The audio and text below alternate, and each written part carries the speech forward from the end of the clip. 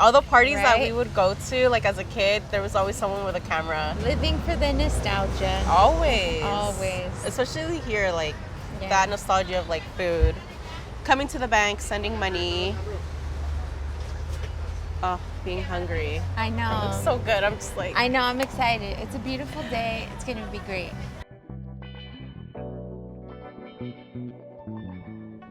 I know you love shopping at this market. I love the structure that my grandma did create when I was growing up. Like, we would be here every Sunday after going to church at Santo Tomas on like Normandy and Pico. We would go to Peter Pan, get a Peter Pan market for a mojarra, Oh, okay. and then we'd come over here so that we could send money to my family in El Salvador. I don't know, I take a lot of pride, and if I can come back and like support here as well. This is one ingredient that I feel not many people talked about when I was growing up. Same. The pepescas, all the fishes, the dried fishes is a big part of the culture. I'm gonna come back for these for sure. So I'm collaborating with another chef, and I'm kind of thinking of like a whipped cream topping with horchata. And I see that they already have it like bagged up ready, which is better than going, I know at the market they have them too. This has more rice in it too. And it has the sesame seeds. You know, people will say like Salvi food is only one thing and there's nothing else. Yeah. But I also feel like everyone can kind of make their own version because we all like different things. What is traditional and authentic to me is also like including the things that I've learned at these Asian restaurants, and like how can I elevate it for myself. I'm not trying to elevate it for the world so it's palatable for everyone else. It still remains authentic no matter what. Yeah. It's just authentic to each person. Yeah. I want to get this sign.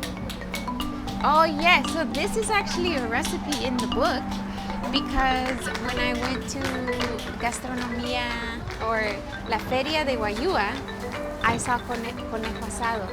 And I was like, why have I never heard about conejo asado? Why? Yeah. So we have a recipe in the book. Had I not paid attention to the sign, I would have never known that that's something that we eat. I'm always learning something new here. Like iguana, I learned about it a few months ago. Like, What do you think it would mean if you didn't have this place?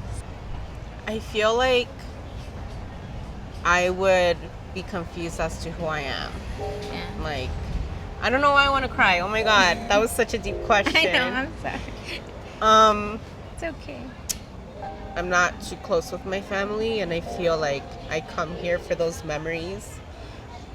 And so seeing all of this is like the memories that I can cherish about my family, and like, you know, the little bits and pieces that I've been giving or like sharing with you, like it's part of that. Like I feel like I would lose a sense of myself if this wasn't here.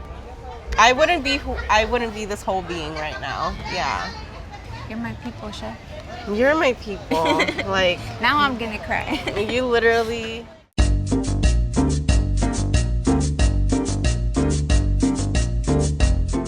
I know you and I were chatting about some of the differences that you've noticed being in the food world here in LA with kind of how people who do pop-ups are treated versus like people who have traditionally done street vending. I think pop-up can sometimes be a little gentrifying to a certain extent.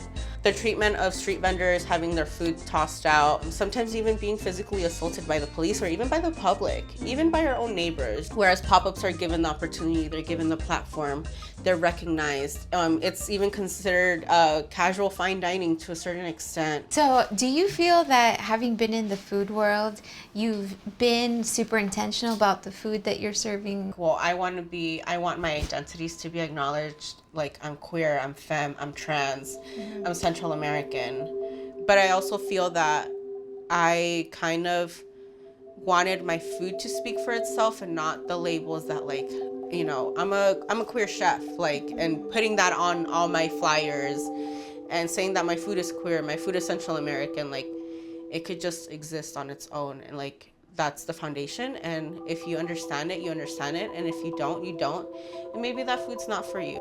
Listening to Chef Agua speak about their process reminds me of what got me excited about food in the first place. It's a way to explore, to connect with oneself without pressures from the outside. It doesn't have to be complicated. It can be liberating. After helping them make their delicious chile sauce, I dropped in on their pop-up to see how it was Okay. going. Okay, chef, I'm gonna have some of this. Yes. All right, here we go. Big old bite. La salsa que hice el otro día ya no hay. No. Tuve que hacer otra on the fly. Se vendió mucho el Chuco.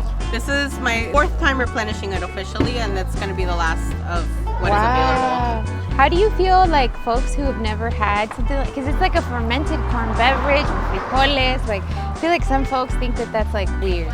I get very emotional because I think even for this event, I felt a lot of internal shame, like putting Chuco on the menu, because I know it's a very Salvadorian meal, and not a lot of people understand our food or understand this specific dish. So it's very much giving like that kid in elementary school who has to sit by themselves because their food is funky. But for this to be the 4th time that I'm like having to replenish it, it says so much. It's helping me not feel ashamed of myself and who I am, you know, like That's beautiful. it's so chef. beautiful to see all of that. I happen. love it. This reminds me of my grandma. Yeah, it has that feeling of like la comida de las abuelitas. Yes. Every time I make this, I think of my grandma. Love what I'm sharing with you, and like it means the world that like we get to share this moment. Can I hug you? Like I haven't taken a freaking break all day, so I really need this. Thank you so much. Thank you for everything. You smell amazing. You smell luxurious. Oh, well, thank you. Gardenia, Adri, Tony, Marisela, Agua, Karla. All of us different, and yet we all share specific legacies and wounds that we've inherited. What we've done with them creates the culture that we live in. Through food, each of us has created a way to find our own justice. Food has helped us immensely, nourishing and strengthening our bodies, connecting us, and finally, feeding the parts of our souls that needed looking after. Food has been our way to taste home in Los Angeles, whatever piece we can bite into.